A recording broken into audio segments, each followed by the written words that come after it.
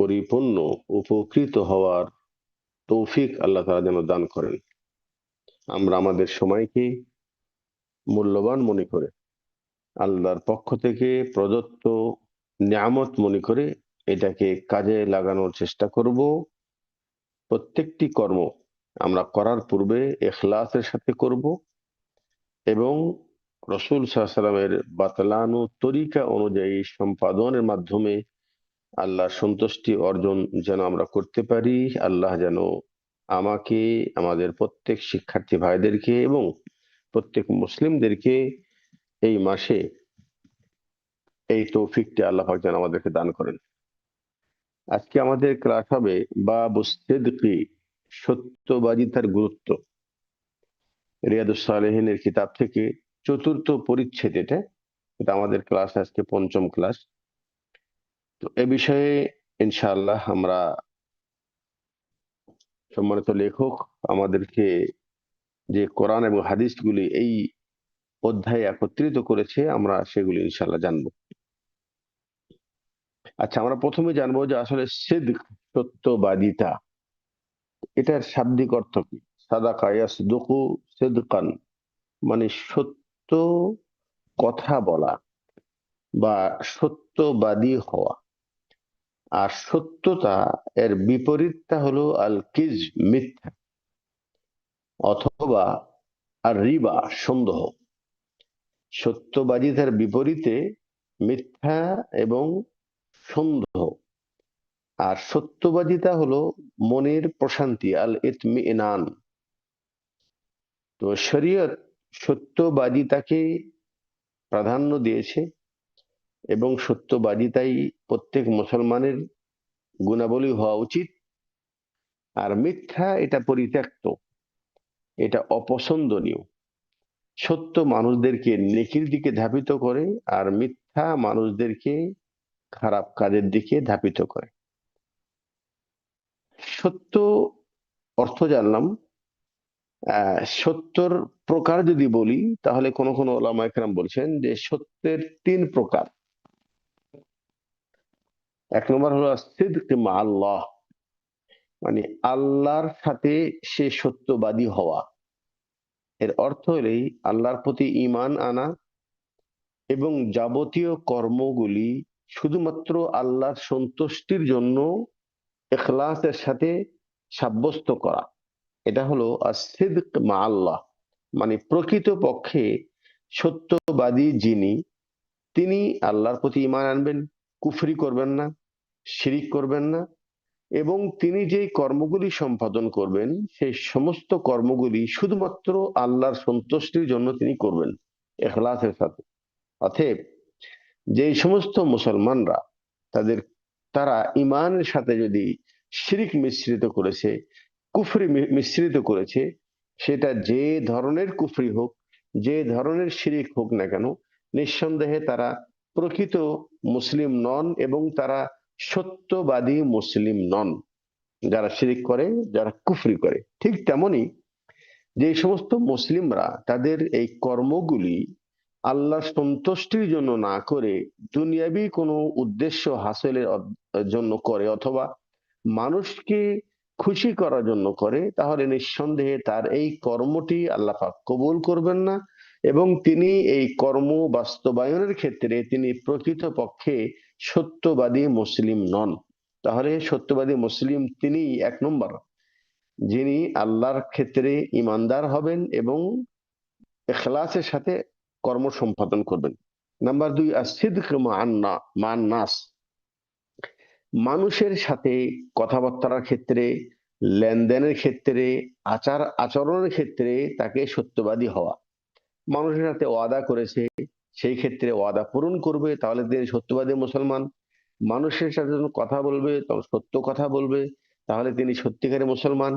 মানুষের সাথে যখন সে লেনদেন করবে তখন তিনি দেখবেন যে মানুষকে ধোঁকা দিচ্ছেন নাকি মানুষকে যেটা দেখাচ্ছেন সেটাই দিচ্ছেন, যেটা বলছেন সেটাই করছেন। অর্থাৎ মানুষের সাথে যেটা বলবে, যে আচরণটা করবে এবং যেটা লেনদেন করবে, এটা যেন সত্যতার সাথে, ইমানদারিতার সাথে যদি হয় তাহলে তিনি সত্যবাদী। আর যদি এমনটা না হয়, হ্যাঁ, ওজনে কম দিচ্ছেন, মানুষকে ধোঁকা দিচ্ছেন, তার মানে আপনি সত্যবাদী ব্যবসায়ী নয়। আপনি মানুষকে যেই পণ্য সম্পর্কে বলছেন আপনি সেটা দিচ্ছেন না, আপনি সত্যবাদী মুসলমান নন। আপনি মানুষের সাথে কথা বলছেন কিন্তু সত্য কথা বলছেন না, আপনি সত্যিকারী মুসলমান নন। আপনি মানুষের সাথে আচার আচরণ করছেন কিন্তু বাহ্যিকভাবে একটা দেখাচ্ছেন আর বাস্তবে করছেন আরেকটা, আপনি মুনাফিক, আপনি সত্যবাদী মুসলমান নন। তাহলে সত্যবাদী মুসলমান যিনি আল্লাহর ক্ষেত্রেও সত্যবাদী হবে, মানুষের ক্ষেত্রেও সত্যবাদী হবে। নাম্বার 3, আন সিদকু মান নাফস, নিজের নফসের সাথে সত্যবাদিতা হওয়া। আর এর অর্থ হলেই আল এতরাফু বিল হক ওয়া তাসহিহুল আখতা, সত্যটাকে গ্রহণ করা আর নিজের মধ্যে যে ভুল ত্রুটিগুলি আছে এটাকে সংশোধন করা। অত্যন্ত গুরুত্বপূর্ণ কথা। আমি যদি প্রকৃতপক্ষে সত্যবাদী মুসলমান হতে চাই তাহলে আমি যেমন আল্লাহর ক্ষেত্রে সত্যিকারের মুসলমান হব, মানুষের ক্ষেত্রে সত্যিকারের মুসলমান হব, ঠিক তেমনই নিজের নফসের ক্ষেত্রে আমি যদি সত্যটা জানার পরেও সেটা গ্রহণ না করি, আমার ভুল জানার পরেও যদি সেটা আমি সংশোধন না করি, তাহলে আমি প্রকৃতপক্ষে সত্যিকারী মুসলমান নন। তো আমরা ইনশাআল্লাহ আজকের এই অধ্যায়ে যিনি সত্যিকারী মুসলমান হবেন তার কি ফজিলত এবং সত্যতার কি ফজিলত এবং আল্লাহ তাআলার কি নির্দেশ, এটা আমরা আজকের ক্লাসে জানবো ইনশাআল্লাহ। আমাদের সামনে প্রথম যে আয়াত সেটা হলো সূরা তওবার 119 নম্বর আয়াত। আল্লাহ তাআলা বলছেন, ইয়া আইয়ুহাল্লাযীনা আমানুত্তাকুল্লাহ ওয়া কুনু মা'আস সাদিকিন। আল্লাহ তাআলা বলছেন, হে ঈমানদারগণ, ইত্তাকুল্লাহ মানে এই সম্বোধনটা, এই আহ্বানটা শুধুমাত্র মুমিনদের জন্য। কাফের কখনোই তারা আল্লাহর তাকওয়া অবলম্বন করতে পারে না এবং তারা সত্যবাদীও হতে পারবে না, কখনোই নয়। এই জন্য আল্লাহ তাআলা এখানে বলেন নাই ইয়া আইয়ুহান নাস, বলেছেন ইয়া আইয়ুহাল্লাযীনা আমানু, মানে আগে যে কর্মের নির্দেশ দিচ্ছে এটা শুধুমাত্র ঈমানদার গণই করতে পারবে এবং তাদেরই এই কর্মটি করা উচিত। এর বিপরীত কি বোঝা গেল? মুমিনরা যদি আল্লাহর ভয় না করে চলে, মুমিনরা যদি সত্যবাদী না হয়, তাহলে তারা কিন্তু ঈমানের বিপরীত কাজ করলো, সত্যবাদী সে হলো না। সালাম রাহমাতুল্লাহ। हाँ बोलिए। चलो, असर के बाद आ जाओ, असर के बाद। हाँ, असर असर के बाद आ जाना, ठीक है।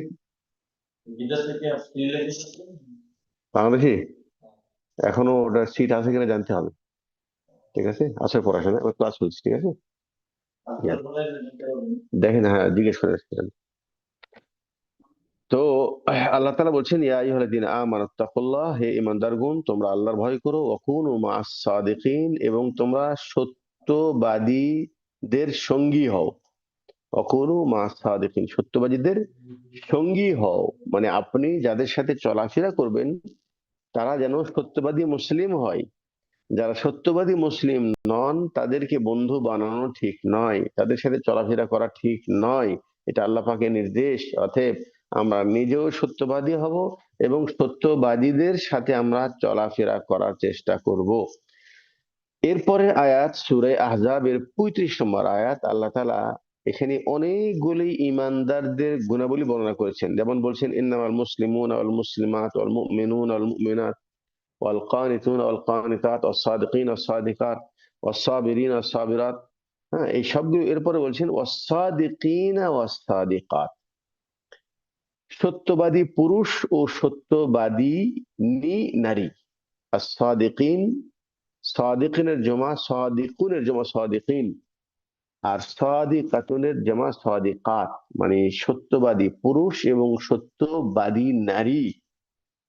এরা মানে প্রকৃতপক্ষে মুসলমান, এই যাদের ভিতরে এই গুণগুলি আছে। যেমন আগে আল্লাহ বলছে, ইন্নাল মুসলিমুন ওয়াল মুসলিমাত ওয়াল মুমিনুন ওয়াল মুমিনাত ওয়াল কানিতিন ওয়াল কানিতাত ওয়াস সাদিকিন ওয়াস সাদিকাত ওয়াস সাবিরিন ওয়াস সাবিরাত, যারা সত্যবাদী হবে, ধৈর্যশীল হবে, ঈমানদার হবে, ইসলাম গ্রহণকারী হবে, হ্যাঁ, এবং আল্লাহর জন্য যারা বিনয়ী হবে, উলাইকা লাহুম মাগফিরাতুন, তারা আল্লাহ পাকের ক্ষমা পাইবেন। এই আয়াতের শেষের দিকে আছে, তারা আল্লাহ পাকের ক্ষমা পাইবেন এবং আল্লাহ পাকের নৈকট্য বান্দা হিসেবে তিনি গণ্য হবেন। অতএব মুমিন হিসাবে আমাদের প্রত্যেকের উচিত যেন আমরা সত্যবাদী মুসলিম হই আল্লাহর ক্ষেত্রে, মানুষের সাথে এবং নিজের নফসের ক্ষেত্রে। আমরা যেন প্রকৃতপক্ষে সত্যকারী মুসলমান হই। এরপরে আয়াত সূরা মুহাম্মাদের 21 নম্বর আয়াত, ফালাউ সাদাকুল্লাহা লাকানা খায়রাল লাহুম। বলছেন ফালাউ সাদাকাল্লাহ, সুতরাং তারা যদি আল্লাহর সাথে সত্য বলতো, সাদাকুল্লাহ, তারা যদি আল্লাহর সাথে সত্য কথা বলতো, লাকানা খায়রাল লাহুম, তাহলে এটা তাদের জন্য মঙ্গলজনক হতো, কল্যাণকর হতো। এটা আসলে সূরা মুহাম্মাদে আল্লাহ পাক কিছু মুনাফিকদের কথা ওখানে উল্লেখ করার পর বলছেন যে মুনাফিকরা তারা বলে একটা করে একটা, ইমানের কথা বলে, অন্তরে কুফর লুকায়িত রেখেছে। জেহাদের কথা, জেহাদের দিকে ডাক দিলে তারা প্রকৃতপক্ষে সত্যিকারী মুসলিম হিসাবে তাদেরকে পাওয়া যায় না, তারা তাল বাহানা করে জিহাদ থেকে মুখ ফিরিয়ে নেওয়ার জন্য। তো আল্লাহ বলছেন ফালাউ সাদাকুল্লাহ, তারা যদি সত্যিকারী হতো আল্লাহর সাথে, তার মানে আল্লাহর নির্দেশ, আল্লাহর প্রতি ঈমান আনার ক্ষেত্রে, আল্লাহর নির্দেশ মানার ক্ষেত্রে তারা যদি সত্যবাদী হিসাবে পরিচিত হতো, সত্যবাদী হিসেবে তারা যদি নিজেকে উপস্থাপন করত, তাহলে তাদের জন্য কল্যাণ দুনিয়াতেও, কল্যাণ আখেরাতে। দুনিয়াতে কল্যাণ, আল্লাহ পাক তার জানমালের নিরাপত্তা দিত, আর আখেরাতের কল্যাণ, আল্লাহ পাক তাকে জাহান্নাম থেকে বেঁচে আল্লাহ পাক তাকে জান্নাত দান করত। এ বিষয়ে গুরুত্বপূর্ণ একটি হাদিস যেটা আমাদের সামনে আসছে, 55 নম্বর হাদিস রিয়াদুস সালিহিন কিতাব থেকে।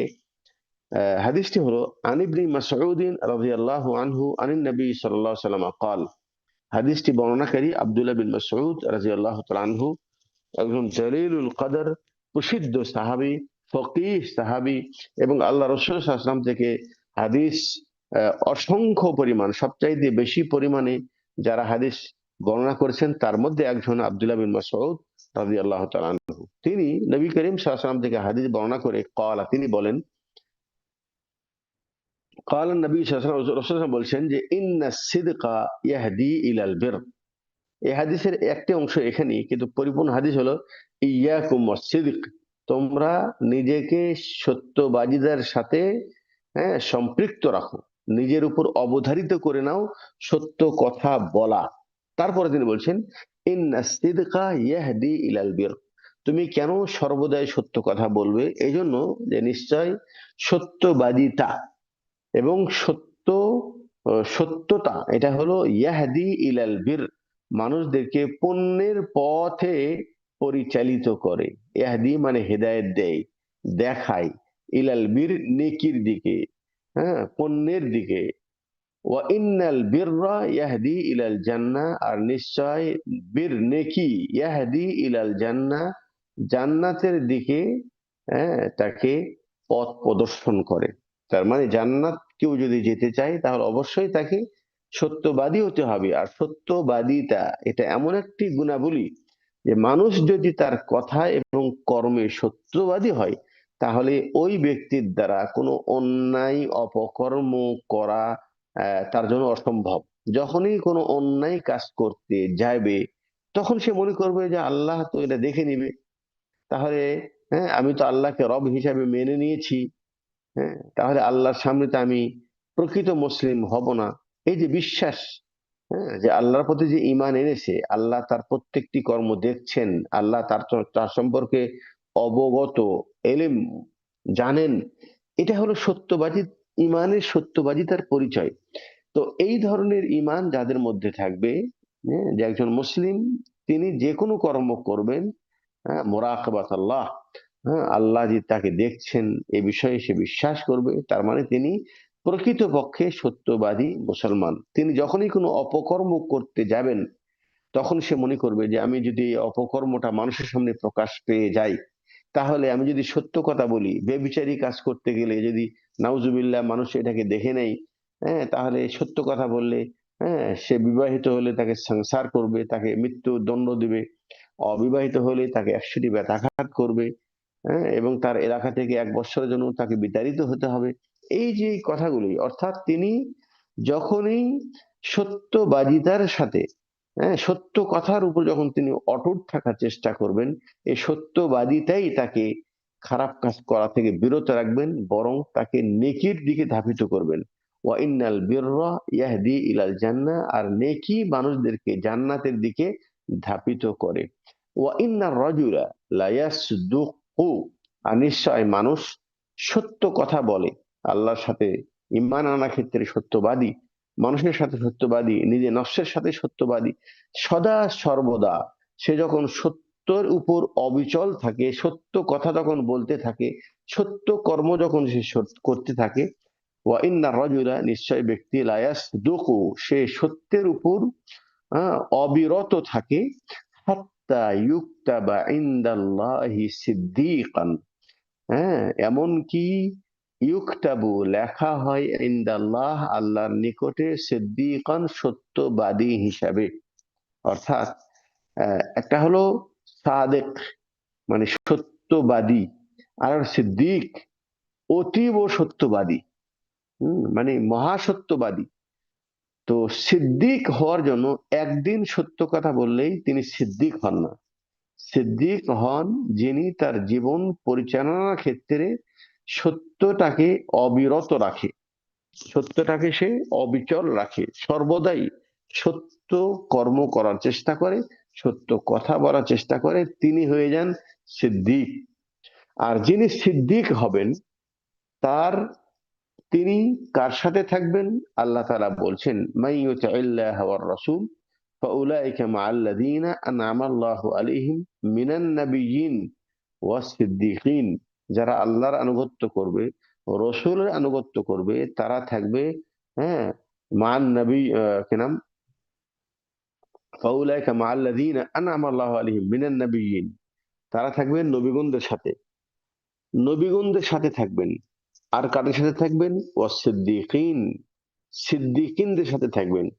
তার আর কার সাথে? অসুহাদা, সুহাদাদের সাথে থাকবেন। অসালেহীন, নেককার বান্দাদের সাথে থাকবেন। তাহলে এখানে এই আয়াতে আল্লাহ তাআলা নবীর পরেই মর্যাদা রেখেছেন সিদ্দিকের, তারপরে মর্যাদা দিয়েছেন শহীদদের, তারপরে মর্যাদা দিয়েছেন নেককার মানুষদের। তাহলে বোঝা গেল সিদ্দিক এটা একটি গুরুত্বপূর্ণ গুণাবলী, যেই গুণ অর্জন করতে পারলে শহীদদের চাইতেও তার মর্যাদা বেশি হয়ে যায়, যেটা নাকি এই সূরা নিসার ৫৯ নম্বর আয়াতে, ৪৯ নম্বর আয়াত দ্বারা এটা প্রমাণিত হয়।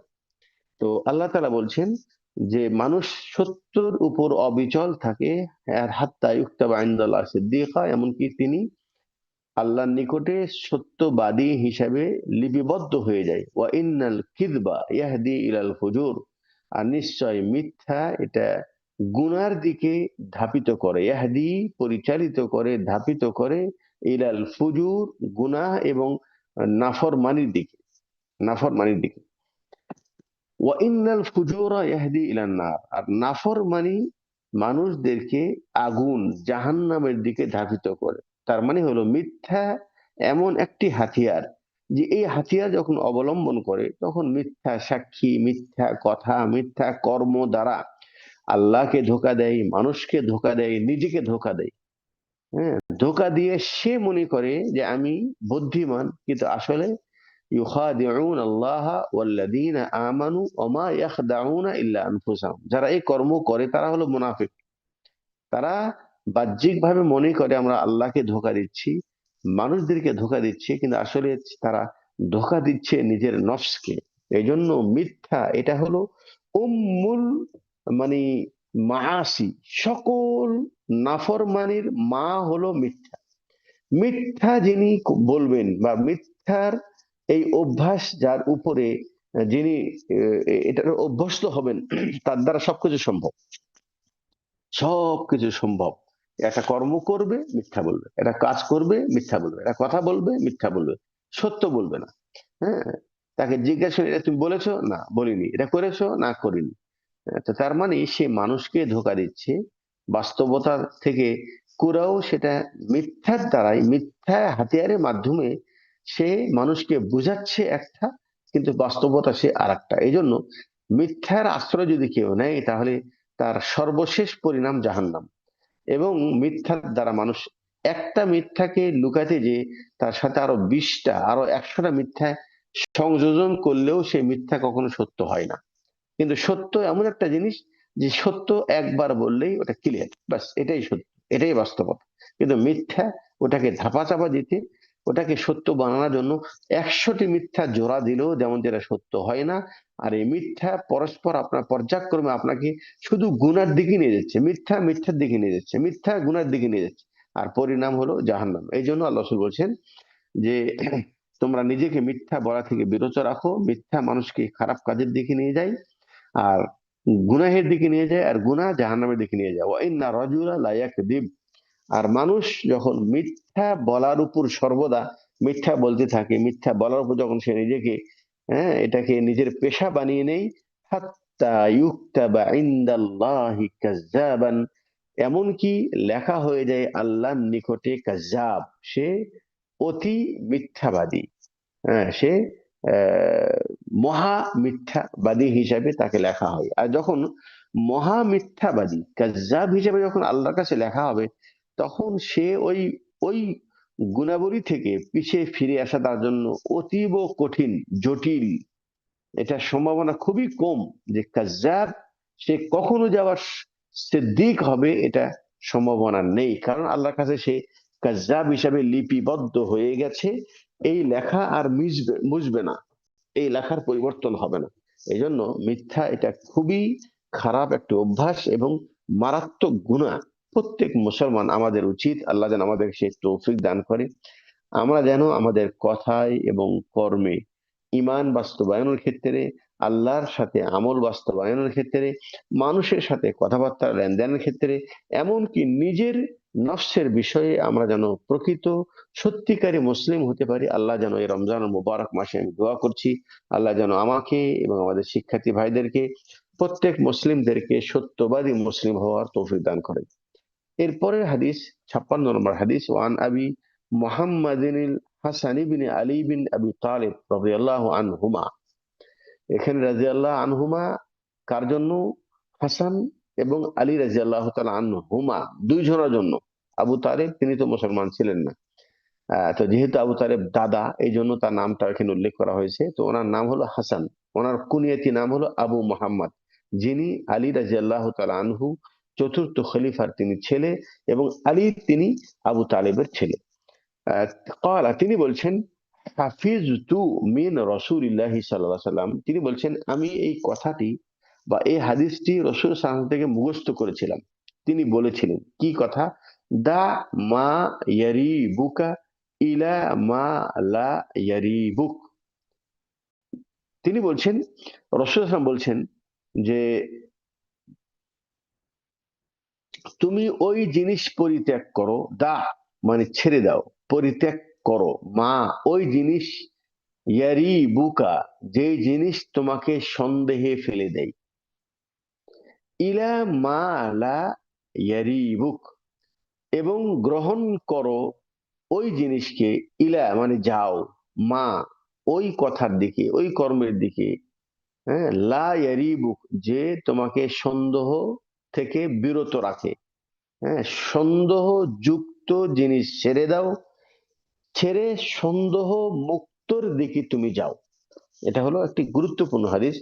দা মা ইয়ারিবু, সন্দেহ ছেড়ে দাও ওই কর্ম যার মধ্যে তোমার মধ্যে সন্দেহ মনে হচ্ছে, ইলা তুমি চলে যাও মা ওই দিকে, লা ইয়ারিবুকা যেই দিকে সন্দেহ থাকে না, বরং নিঃসন্দেহে জিনিসের দিকে তুমি আহ, চলে যাও। এরপর বলছেন ফাইন্না সিদকা তুমাআনিনা, নিশ্চয় সত্যবাদিতা এটা হলো প্রশান্তির কারণ, অন্তরের প্রশান্তি। সত্য কথা বললে, সত্য কর্ম করলে এই সত্যতাই মানুষের অন্তরে প্রশান্তি নিয়ে আসে। ওয়াল কিজবা রিবা, আর মিথ্যাটা হলো সন্দেহের কারণ। মিথ্যা মানে সে যে কর্মটি করছে সে নিজেও জানে আমি এটা ভুল করছি, ভুল কথা বলছি, ভুল কর্ম করছি, আমি নিজে নিজের উপর মিথ্যুক, আল্লাহর সাথে আমি মিথ্যুক, মানুষের সাথে মিথ্যুক, তার অন্তরে সন্দেহ। তার মানে হলো এই যে সন্দেহ ছেড়ে দাও, তার মানে মিথ্যা ছেড়ে দাও, আর যার মধ্যে যেই কর্মের মধ্যে সন্দেহ নাই সেটা করো, তার মানে সত্যবাদী সত্যবাদী হয়ে যাও, তাহলেই তোমার অন্তরে প্রশান্তি আসবে। আচ্ছা, এই হাদিস যেটা, যে তুমি সন্দেহ যুক্ত জিনিসটাকে ছেড়ে দাও, সন্দেহ মুক্তটাকে গ্রহণ করো, এটার শাখা প্রশাখা অনেক বেশি। যেমন একজন ব্যক্তি যখন অজু করবে, হ্যাঁ, অজু করার পর তার সন্দেহ হচ্ছে যে আমার অজু আছে নাকি নাই, সন্দেহ হচ্ছে অজু আমার আছে নাকি নাই। তাহলে এই সন্দেহ থেকে নিজেকে পরিপূর্ণ মুক্ত করার উপায় কি?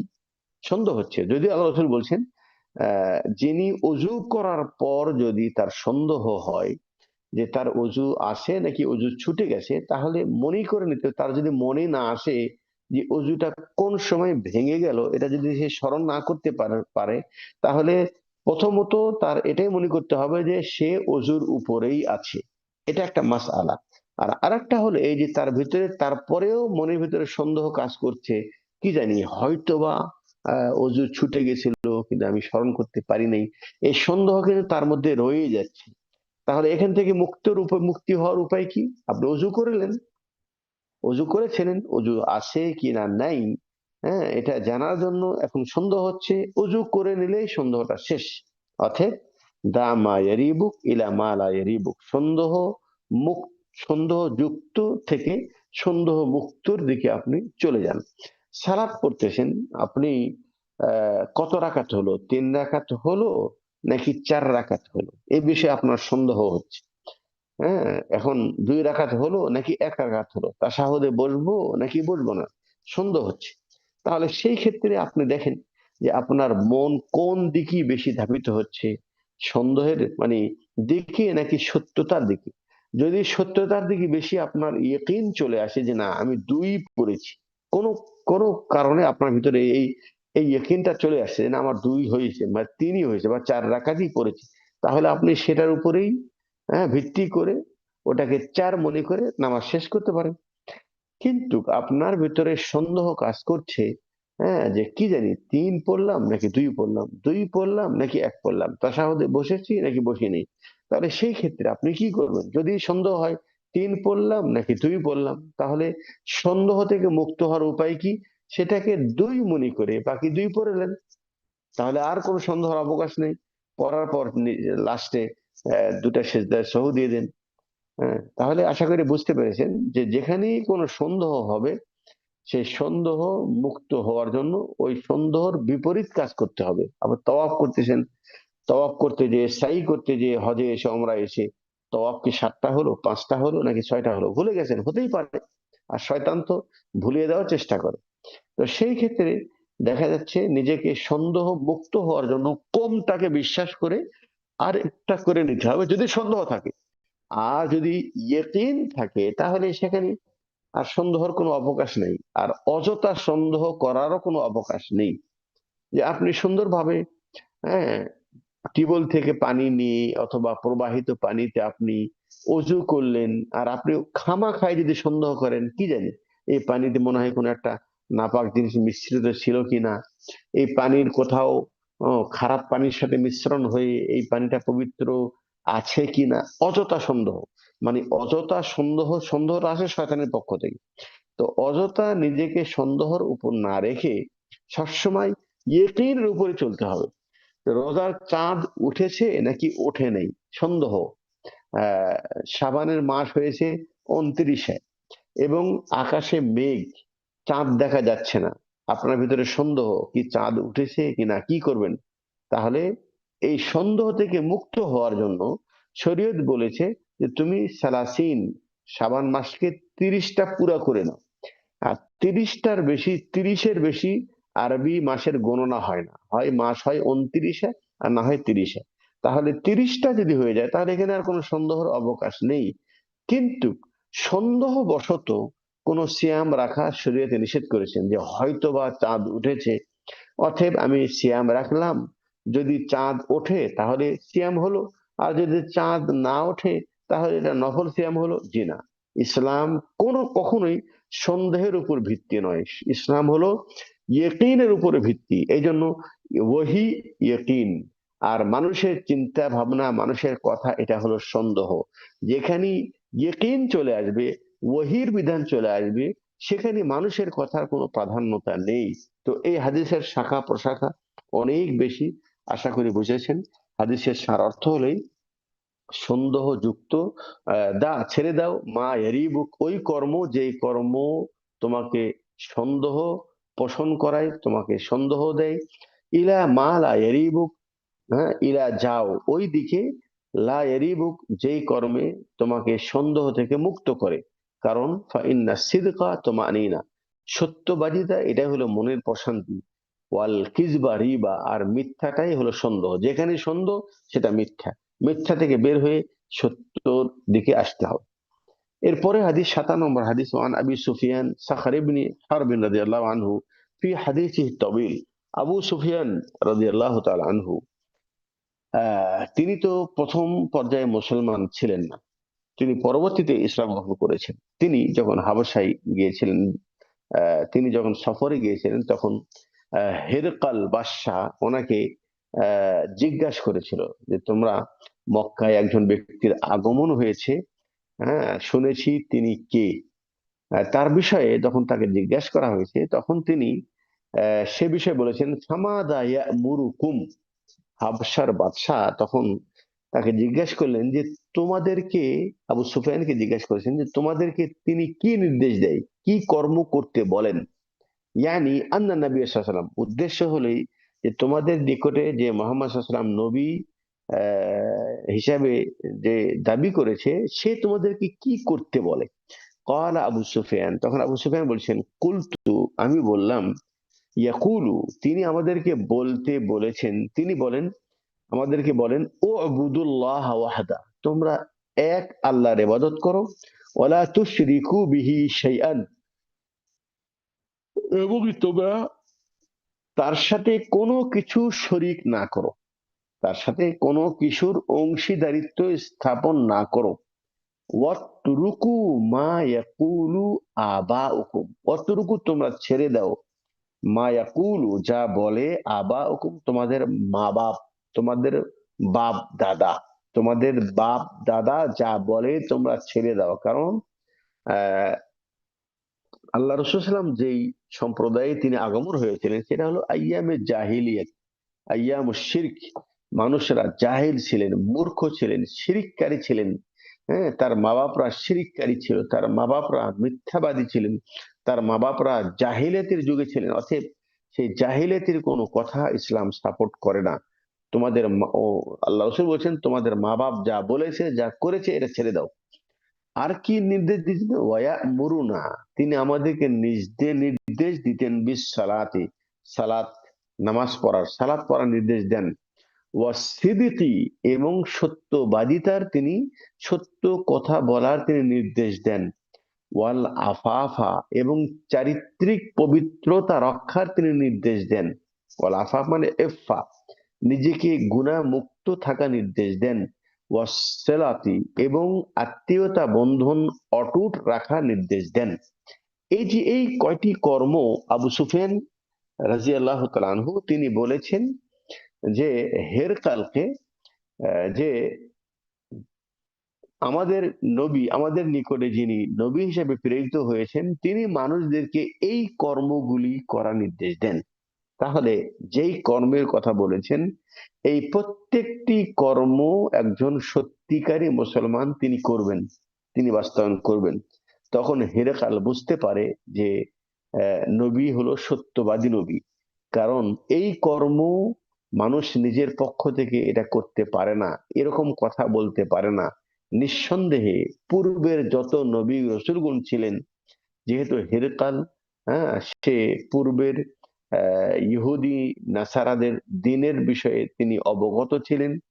তিনি বুঝতে পেরেছেন যে পূর্বের নবীদের যে দাওয়াত, মোহাম্মদ সাল্লাল্লাহু আলাইহি ওয়াসাল্লামের একই দাওয়াত।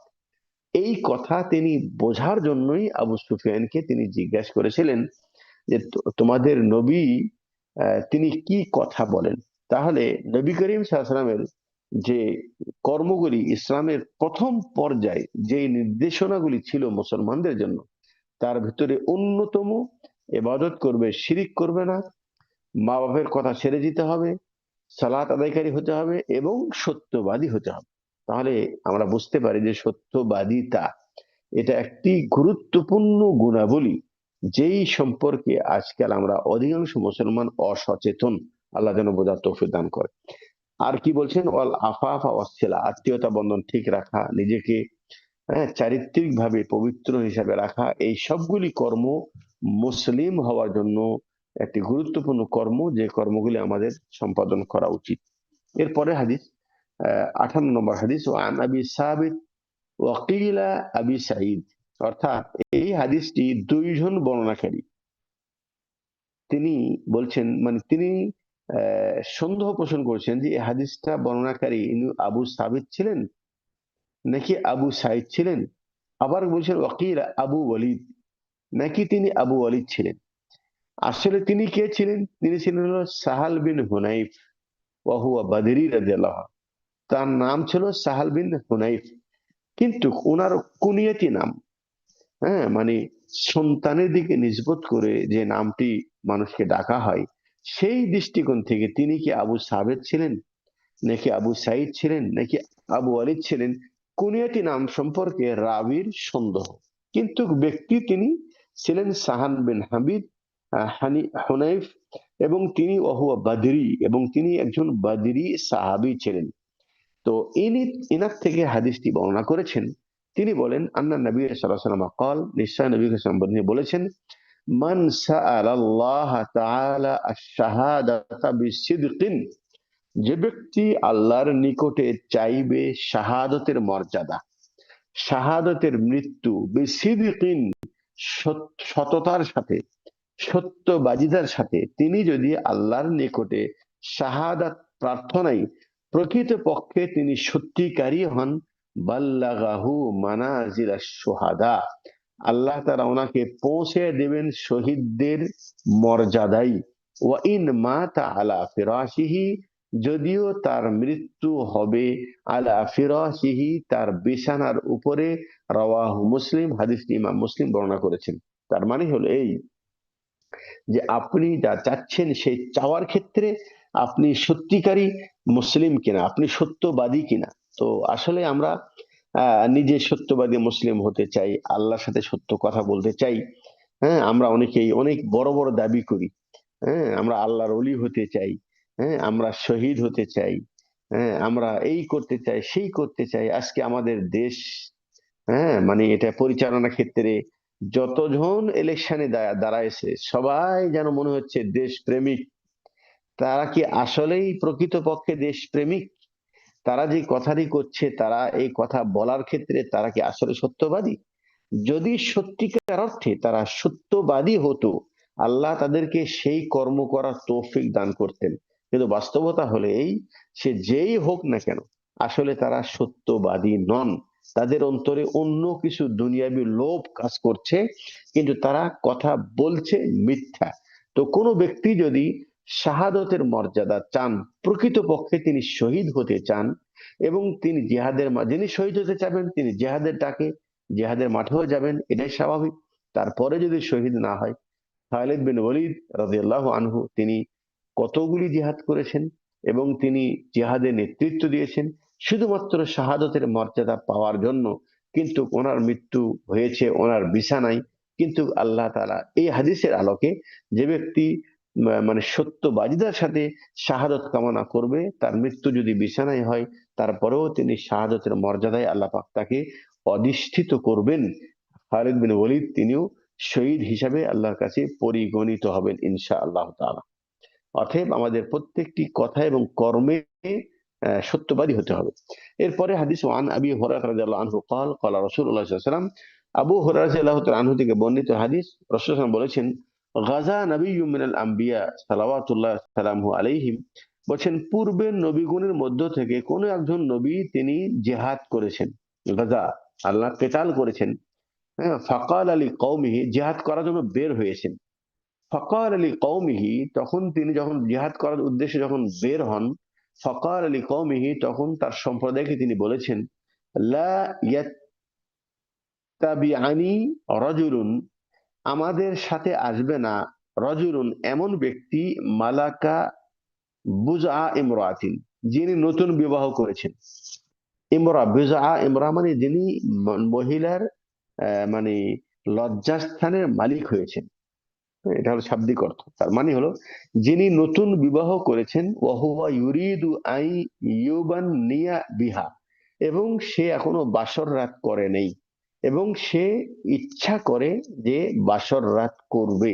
আই ইউবান্নিয়া আলাই বিহা, তার উপর সে তাকে মানে তার উপর বসর বাসর রাত কাটাবে, এরকম আকাঙ্ক্ষা যার মধ্যে আছে, নতুন বিবাহ করেছে, বাসর রাত হয়নি, বাসর রাতের আকাঙ্ক্ষা তার মনে আছে, অতএব তিনি যেন আমাদের সাথে জেহার জেহাদের উদ্দেশ্যে বের না হয়।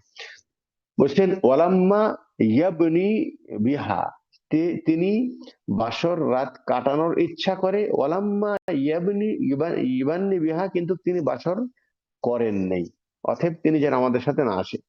ওয়ালা আহাদুন, এবং ওই ব্যক্তি যেন না আসে, বানা বুয়ুতান, যিনি কোনো বাড়ি তৈরি করেছেন, ওয়ালাম ইয়ারফা সুকুফাহা, কিন্তু তার ছাদ তিনি তৈরি করতে পারেন নাই, ছাদ দেন নাই, বাড়ির ছাদ তিনি পরিপূর্ণ করতে পারেন নাই, তিনি যেন আমাদের সাথে না আসে।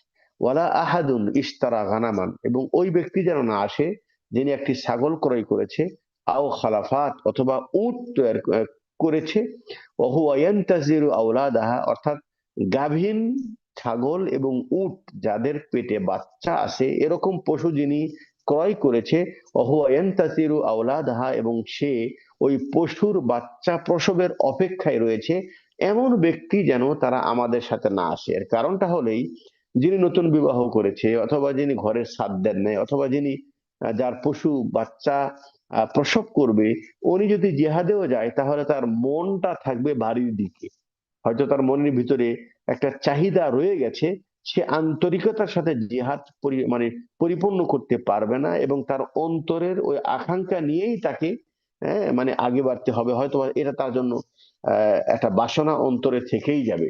এই জন্য ইসলাম এমন একটি ধর্ম, এখানে সবার প্রয়োজনকে প্রাধান্য দেওয়া হয়েছে। অতএব যারা এই অবস্থায় আছে, নবী বলছেন তারা যেন আমাদের সাথে না আসে। আর কি করেছেন?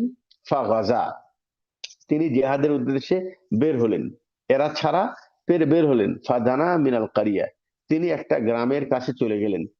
সালাতুল আসরি, আসরের টাইম, আও করিবাম মিন যালিক, অথবা আসরের খুব নিকটবর্তী টাইম তিনি সেখানে গেলেন। সেটা ছিল ফিলিস্তিনের কোন একটি নিকটবর্তী কোন একটি গ্রামে ওনারা জেহাদের উদ্দেশ্যে তিনি গেছেন। ফাকাল আলী শামসি, এবং সেখানে যে সেই নবী সূর্যকে বললেন, ফাকাল আলী শামসি, সূর্যকে বললেন, ইন্নাকা মা'মুরা, নিশ্চয় তুমি হলো আদেশ প্রাপ্ত, মানে তুমি যে পরিচালিত হচ্ছ, এরপরে তুমি ডুবে যাবা, এই নির্দেশ তোমাকে দেওয়া হয়েছে, সেই নির্দেশ অনুযায়ী তুমি তোমার কাজকে সম্পাদন সম্পাদন করবে, এটাই স্বাভাবিক। বলছেন ইন্নাকা মা'মুরা, তুমি তো আদেশ প্রাপ্ত হয়েছো, ওয়া ইন্নাকা মা'মুর ওয়া আনা মা'মুরুন, এবং আমিও আদেশ প্রাপ্ত। নবী বলছেন আমিও আদেশ প্রাপ্ত, মানে আমাকে আদেশ দেওয়া হয়েছে, কি আদেশ? জিহাদ করা। তোমাকে আদেশ করা হয়েছে যে তুমি এতটাই ডুবে যাবা, আর আমাকে আদেশ করা হয়েছে জিহাদ করার। এখন নবী আল্লাহকে বলছেন, আল্লাহুম্মা ইহবিসহা আলাইনা, আয় আল্লাহ তুমি সূর্যটাকে থামিয়ে দাও আমাদের উপরে, তার মানে সূর্য যেন না ডুবে। এই কথা বলার অর্থ হলেই, শিক্ষার্থী ভাইয়েরা একটু ভালো করে শোনেন, বলার অর্থ হলেই, এই জেহাদটা ছিল শুক্রবারে, জুমার পরেই আসর পর জেহাদ শুরু হয়েছে। আর এর পরের দিন যেহেতু শনিবার, আর শনিবারের দিন ইহুদিদের জন্য, খ্রিস্টানদের জন্য, আচ্ছা, এখানে যে নবী ছিলেন, তিনি যে নবী ছিলেন ইউশা বিন নুন, ইউশা বিন নুন, তিনি ছিলেন নবী, যিনি এই যার কথা এখানে আলোচনা হচ্ছে। তো তিনি যেহেতু তারা শনিবারের দিন তাদের মোকাদ্দাস দিন ছিল, পবিত্র দিন ছিল, শনিবারের দিন তারা লড়াই ঝগড়া করা তাদের জন্য নিষেধ ছিল। যদি সূর্য ডুবে যায় তাহলে শনিবারের দিন শুরু হয়ে যায়, আর দিন শুরু হলে হয়তোবা তারা জিহাদ থেকে নিজেকে বিরত রাখবে, বা তারা লড়াই করবে না, করার হিম্মত তাদের দুর্বল হয়ে যাবে। সে আশঙ্কার কারণে নবী বলছে সূর্যকে যে তুমি থেমে যাও। আল্লাহকে বলছেন, আয় আল্লাহ সূর্যটাকে থামিয়ে দাও, নিজে কিন্তু সূর্যকে বলে নাই, আল্লাহকে বলছে, যেহেতু আল্লাহ সূর্যের মালিক, আল্লাহ তাকে পরিচালনা নির্দেশ দিয়েছে, আল্লাহ তাকে ডুবার নির্দেশ দিয়েছে, আল্লাহকে বলছে আয় আল্লাহ সূর্যটাকে আমাদের উপরে থামিয়ে দেন। ফাহুবিসাত, আল্লাহর কাছে দোয়া করেছে, আল্লাহ কবুল করেছে, সূর্যকে থামিয়ে দেওয়া হয়েছে। হাত্তা ফাতাহাল্লাহুল আলাইহ, এমনকি আল্লাহ তাদের উপর বিজয় দান করেছেন। তার মানে সূর্য ডোবার আগেই মুসলমানরা বিজয় হয়ে গেছে। জামা আল গানাইম, গনিমতের মাল তখন একত্রিত করা হয়েছে। গনিমতের মাল মানে যে ওই অমুসলিমদের কাছ থেকে যে সম্পদগুলি ছিনিয়ে নেওয়া হয়েছে, সেটাকে বলা হয় গানাইম। গনিমতের জমা হলো গানাইম। ফাজাআত ইয়ানি আন-নার।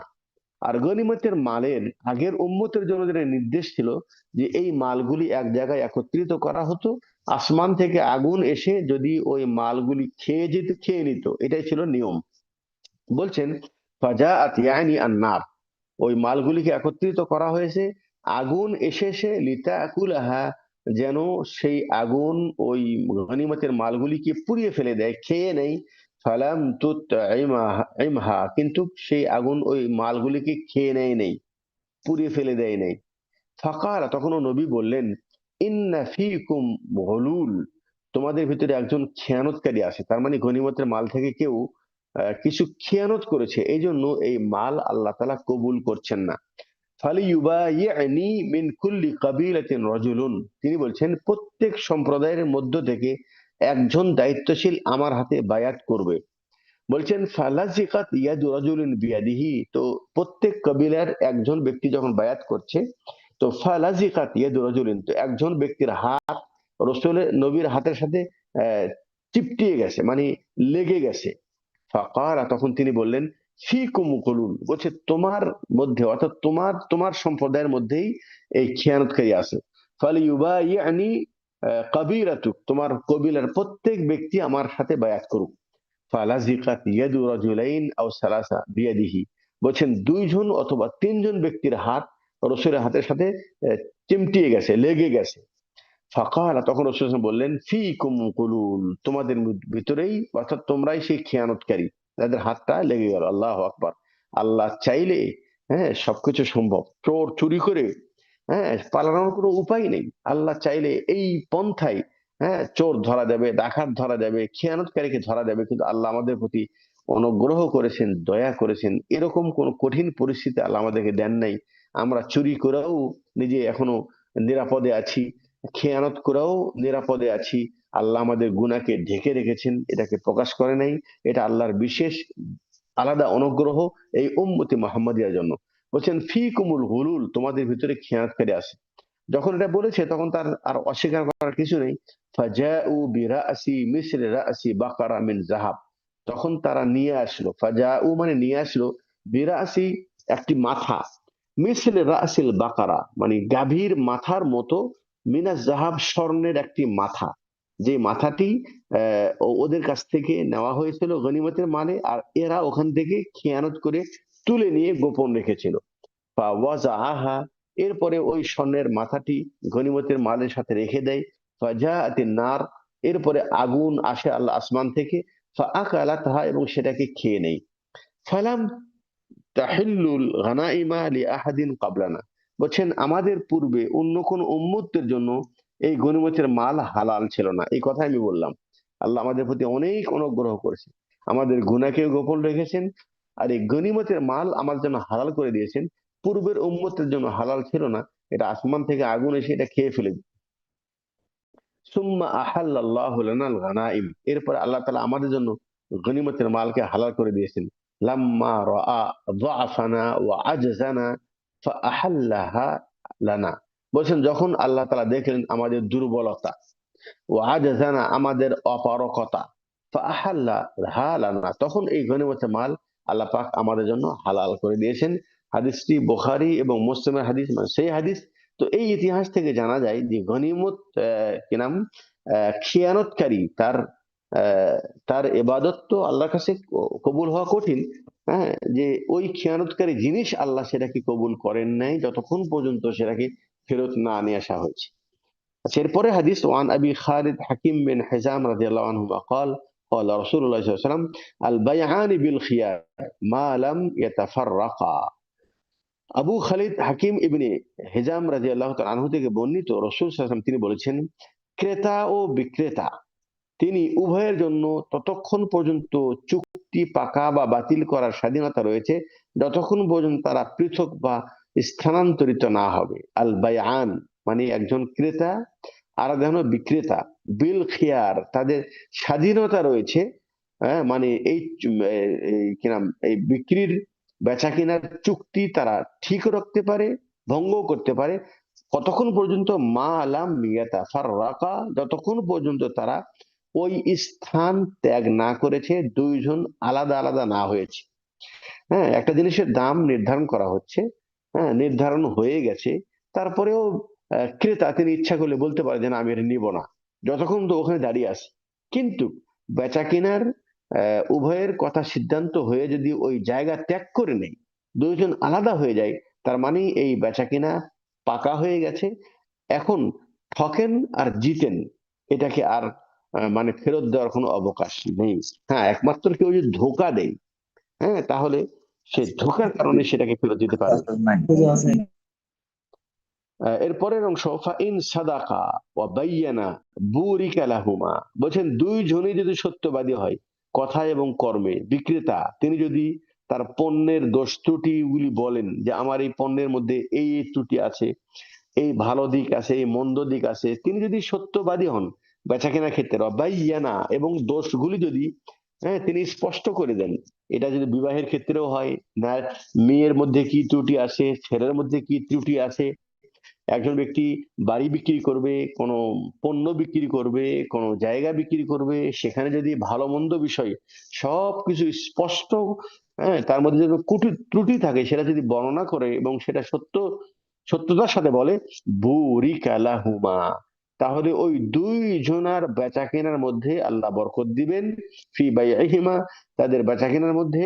ওয়া ইন কাতামা ওয়া কাজাবা, আর তারা যদি গোপন কিছু গোপন রাখে, ওয়া কাজাবা অথবা মিথ্যার আশ্রয় নেয়, মুহিকাত বারাকাতুন বারাকাতু বাইহিমা, তাহলে সেই দুই জনের কেনা বেচার মধ্যে বরকত রহিত হয়ে যায়, বরকত নষ্ট হয়ে যায়, বরকত মিটিয়ে দেওয়া হয়। এই জন্য এটা একটি গুরুত্বপূর্ণ হাদিস। আমরা আসলে বরকতের বিশ্বাস, যে বরকত আল্লাহর পক্ষ থেকে আসে, আল্লাহ তিনি বরকত দানকারী, এই বিশ্বাস তো আমাদের মধ্যে নেই। আমরা মনে করি মানুষকে যত বেশি ঠকায়া হোক, মিথ্যা বলে হোক, ধোকা দিয়ে হোক, বেশি টাকায় বিক্রি করতে পারলেই মনে হয় যেন আমি লাভবান হলাম, কিন্তু আসলে প্রকৃতপক্ষে ওই লাভের দ্বারাতে সে কোনো উপকৃত হতে পারবে না। বরং সে যদি বেচা কেনার ক্ষেত্রে, লেনদেনের ক্ষেত্রে প্রথমত সত্য কথা বলবে, এবং সেই পণ্যের মধ্যে যদি কোনো কোনো ত্রুটি থাকে সেটাও বর্ণনা করবে। যিনি বিক্রি করছেন তিনি সত্যবাদী হবেন, যিনি নিচ্ছেন তিনিও সত্য বলবেন, বলে যে ওই দোকানে দেখলাম এত দাম, এই দোকানে তো দাম বেশি বলছেন, আসলে ওই দোকানের কথা সে মিথ্যা বলছে। হ্যাঁ, এই ক্রেতা তিনিও মিথ্যা বলছেন যে ওই দোকানে তিনি এটা আসলে বলে নাই, কিন্তু এনাকে ধোকা দিচ্ছেন। কেউ যদি বলে যে তোমার জিনিসের দাম কত বলা হয়েছে, তখন মিথ্যা বলে যে এত টাকা দাম বলা হয়েছে, আসলে কেউ অত টাকা দাম বলে নেই।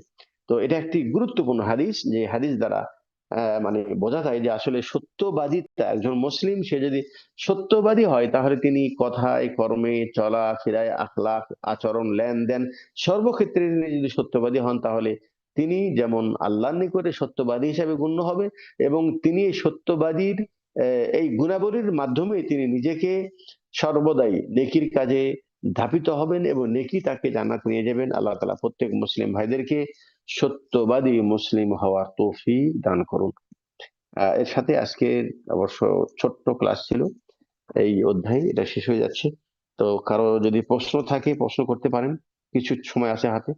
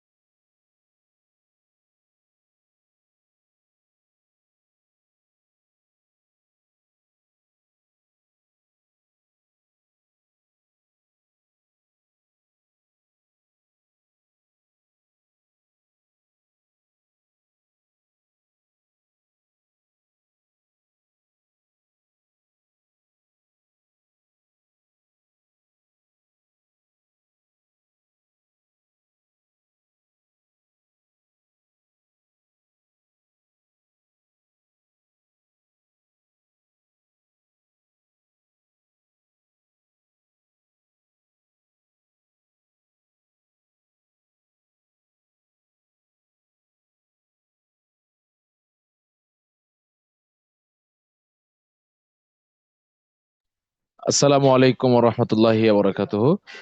সম্মানিত ডিপ্লোমা ইন ইসলামিক স্টাডিজ কোর্সের শিক্ষার্থীবৃন্দ, আমাদের পরবর্তী ক্লাসটা শুরু হবে ইনশাআল্লাহ। আহ, আচ্ছা, পরবর্তী ক্লাসটা শেখ আমাকে একটু আগে জানালেন যে একটু সমস্যার কারণে উনি ক্লাসটা আজকে নিতে পারছেন না। ওনার ইউনিভার্সিটিতে একটু ক্লাস পড়ে গেছে হঠাৎ, যার কারণে উনি আজকে ক্লাস নিতে পারছেন না। উনি ক্লাসটা পরবর্তী সময়ে নেবেন ইনশাআল্লাহ। আর আমাদের একটা ঘোষণা আছে আজকে, আহ, আমাদের রমজান মাস কেন্দ্রিক একটি নতুন কোর্স শুরু হয়েছে, আরবি ইবারত শিক্ষা কোর্স। আপনাদের ডিপ্লোমা কোর্সের অনেক শিক্ষার্থী এরকম আছেন যারা জের জবর ছাড়া আরবি পড়তে চান। এটা আমাদের সাথে এর আগে কথাবার্তা হয়েছিল। তো আমরা বলেছিলাম যে যখন কোর্স শুরু হবে আমরা ওই সময় জানিয়ে দেবো ইনশাল্লাহ। তো সেই ঘোষণা এখন দিচ্ছি যে আমাদের কোর্সটা শুরু হয়েছে। যারা আপনারা চাচ্ছেন যে জের জবর ছাড়া আরবি পড়া শিখবেন, তারা এই কোর্সে যুক্ত হতে পারেন। এবং একই সাথে এরা ঘোষণা হচ্ছে যে এই কোর্সটা 790 টাকায় আমভাবে বিক্রি হয়। তো এইটা হচ্ছে যে যারা আমাদের ডিপ্লোমা কোর্স করছেন তাদের জন্য ডিসকাউন্ট থাকছে। তারপর এটা আজকের দিনের জন্য 500 টাকায় এটা ক্রয় করা যাবে ইনশাল্লাহ। গ্রুপে বিস্তারিত লেখা আছে, যারা সেখানে আগ্রহী আছেন তারা সেটা ফলো করতে পারেন ইনশাল্লাহ। জি, সবাইকে অসংখ্য ধন্যবাদ। তাহলে আজকের মতো ক্লাসটা আমরা এখানে শেষ করছি। সুবহানাকাল্লাহুম্মা বিহামদিকা আশহাদু আল্লা ইলাহা ইল্লা আনতা আস্তাগফিরুকা ওয়া আতুবু ইলাইক। আসসালামু আলাইকুম ওয়া রাহমাতুল্লাহি